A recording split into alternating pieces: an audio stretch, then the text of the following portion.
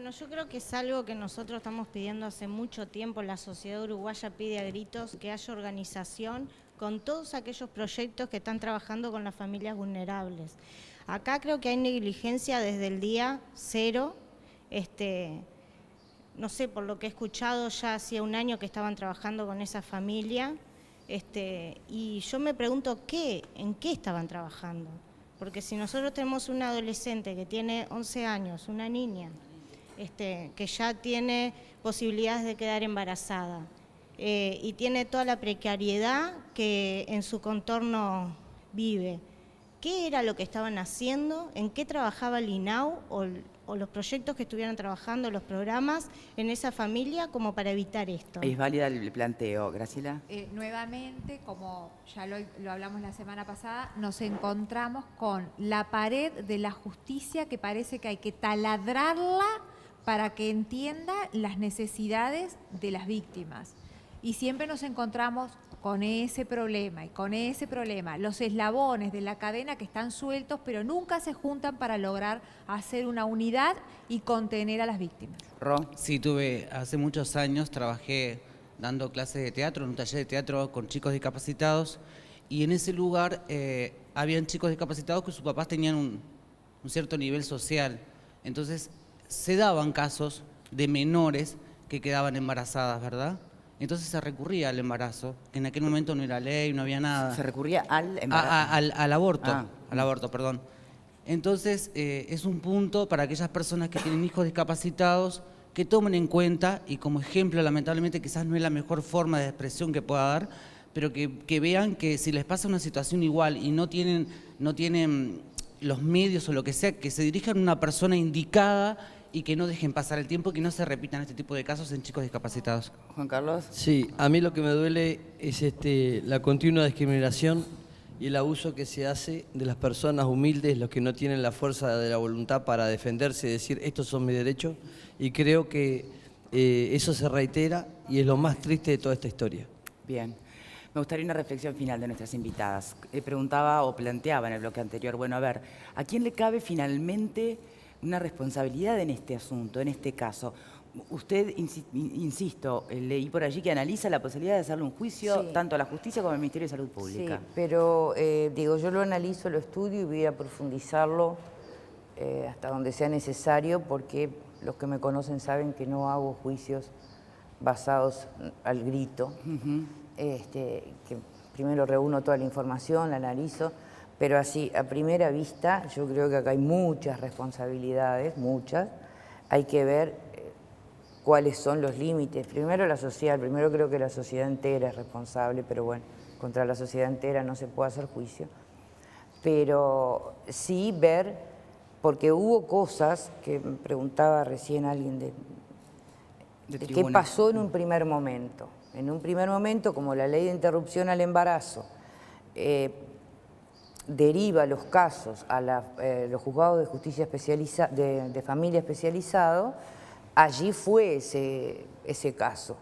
Y al violador le pusieron medidas cautelares, no fue violado ipso facto, no fue violado en el momento. No fue procesado con prisión, dice usted, en el momento. Después, primero le pusieron medidas cautelares de no acercarse 300 metros a la menor. ¿Sería mientras confirmaban que la niña tenía No, porque no tenían nada que confirmar, porque si tiene 11 años, se agarran el Código Penal y lo leen. ¿Y cómo se explica una medida cautelar frente a un caso de violación? Yo soy abogada, no justamente la persona me lo tiene que contestar. Sí, pero no soy adivina y entonces no puedo. Está bien, bien. Bueno, no lo puedo explicar yo tampoco, no lo entiendo. Bien. Porque eso era desde mi punto de vista, era para un procesamiento inmediato. ¿Está? Inmediato. Le ponen medidas cautelares, el señor viola las medidas cautelares y va a ver a la niña. Entonces, y bueno, y ahí está la discusión de hasta dónde sirven las famosas medidas cautelares o no. Y ahí es donde lo vuelven a denunciar y lo llevan al juzgado penal y ahí lo procesan efectivamente por violación. Pero todo eso, yo todavía no vi el expediente y quiero dejar muy en claro que lo que estoy hablando no lo tengo todavía confirmado 100% y no me gusta tirar cosas al viento. Pero eso sí es un hecho real, le consta también a ella, digo, nos consta a todos, que lo primero que le pusieron fueron medidas cautelares. Y los juzgados de familia especializada están para la ley de interrupción al embarazo, pero no sustituyen el juez de la violación. Bien. Entonces, seguiremos atentos a sus decisiones y resoluciones en el transcurso del tiempo. Gracias por habernos acompañado. No, muchas gracias a usted. Azul Cordo, ¿alguna reflexión final sobre el tema? Sí, bueno, decir que este caso me parece que es emblemático por todo lo que estuvimos hablando en el programa, por la cantidad de violaciones que confluyen en la vida de esta niña, de esta familia. Creo que todavía nos resta mucho por trabajar en Uruguay respecto a que se cumplan los derechos de niñas, niñas y adolescentes, los derechos de las mujeres también, que seguimos siendo muchas veces el último orejón del tarro para decisiones institucionales también, que seguimos siendo ninguneadas en la justicia, en una justicia que sigue siendo patriarcal y machista, porque este caso y esta decisión, y esto de derivar al final una decisión tan clara de la madre de esta niña sobre la vida que estaba ahí en juego, que era la de esta niña de 11 años, ¿no? Y que la jueza derive al poder médico y a que se pongan de acuerdo, no dista mucho de otras decisiones que han tenido que ver con casos de explotación sexual, comercial, insisto en esto, ¿no? Tenemos que recordar que ha quedado libre un empresario hasta hace muy poco, o sea, cuando había casos comprobadísimos de explotación sexual comercial con adolescentes, que es una situación que se reproduce en todo el país y que tenemos que dejar de tener los ojos tapados ante esta situación. O sea, que no cabe la posibilidad que de pronto nos sorprendan desde, por ejemplo, informes del cuerpo médico que intervino en su momento o desde el propio INAU, que nos sorprendan informes que nos hagan verlo diferente. ¿Algún dato que se nos está escapando? No cabe esa posibilidad. Por ahora no. Y me gustaría también eso, en estas cuestiones que sintetiza este caso, insistir en reflexionar en las decisiones que se toman sobre políticas públicas que tienen que ver con cómo vamos a marcar trayectorias vitales de niños, niñas y adolescentes de los sectores más vulnerados de nuestro país. Que la opción no puede ser la institucionalización, y lo hablábamos en el corte, entonces en este caso, ¿qué sería? En este y otros casos similares, ¿no? Sí. ¿Por qué no empezar a pensar también en el derecho a la vivienda? Esta familia necesita un hogar de verdad donde vivir, ¿no? Tenemos que pensar, si eventualmente esta niña vuelve a su hogar con su madre, ¿a qué hogar va a volver? ¿Por qué no empezar a complementar, como decían desde el público, estas políticas públicas que están, por un lado, interpelando todo el tiempo la vida de determinados sectores sociales sobre los cuales se toman todo el tiempo decisiones, pero a la vez, rara vez se conjugan, se complementan? Eso necesitamos, para que no vuelvan a ocurrir casos como este. Bien, desde el panel. Yo quiero meter un tema del que no hemos hablado. ¿Cuál? El niño que ha nacido, ¿va a volver a esa casa o va a haber un sistema de adopción objetivo, rápido, que pueda dar a ese chico en adopción para que crezca en un entorno donde no existan estos... Estoy pensando en el chico, no sé, ¿qué piensan ustedes? Yo también estoy pensando. No sos tú el que tiene que pensar en el chico. Yo creo que la que tiene que decidir acá es qué es lo que va a pasar es la madre, que a la que se le ve que nunca se la escuchó.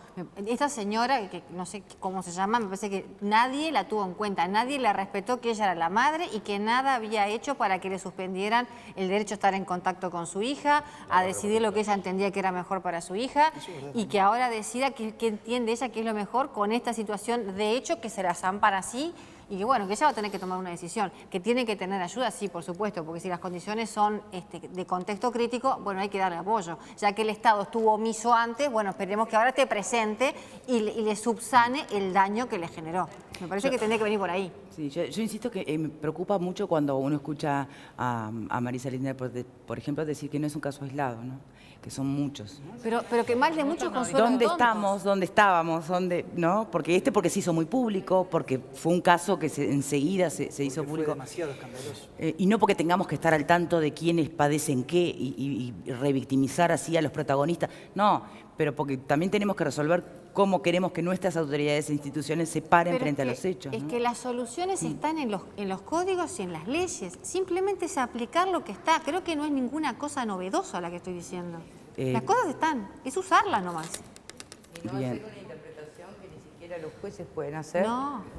Porque está bien claro en nuestros Es códigos claro. que la interpretación del legislador es clara, no es quién, nadie, para tergiversarla. Si está mal, se derogará, se cambiará, pero no pueden interpretarla a su propia voluntad. Bien. ¿Tá? Y muchas veces, y hay muchos casos, en que no se han tomado eximentes que realmente son eximentes, como puede ser la explosión de una casa, y que pierdas los documentos y tengas que usar documentos falsos para entrar al país, no se tuvo en consideración, y sí se tiene en consideración el consentimiento de una niña. Esas de 11 incoherencias, años. ¿no? O incongruencias, exacto. Y con problemas psiquiátricos. Hay Azul. muchas incongruencias y es bueno que se reflexione y que toda la sociedad maneje este problema, pero no lo digo como un cliché, sino porque ninguno está libre de que nos pase absolutamente nada en esta vida.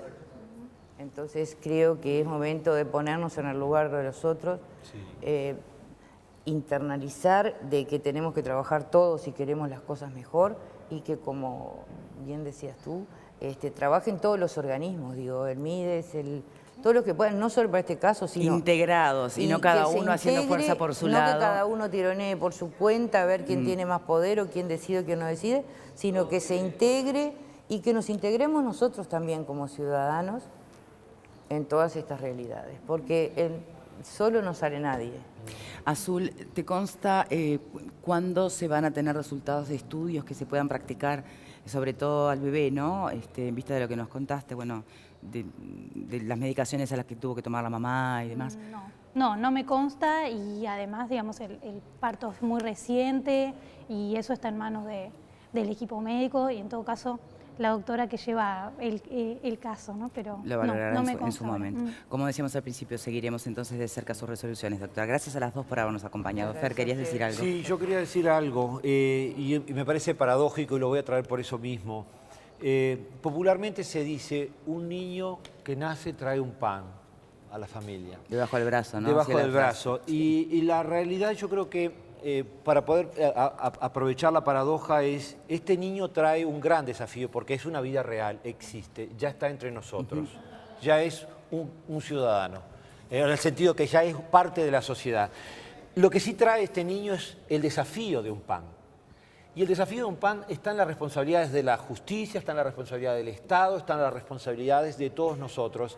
Y yo creo que esto es un problema de los hombres, es un problema machista, decimos, y entonces es el machista, el hombre que tiene que proveer el pan en el imaginario machista de esta sociedad. Entonces, si el hombre es el que tiene que proveer el pan, la sociedad y el Estado ha sido el hombre en esta situación.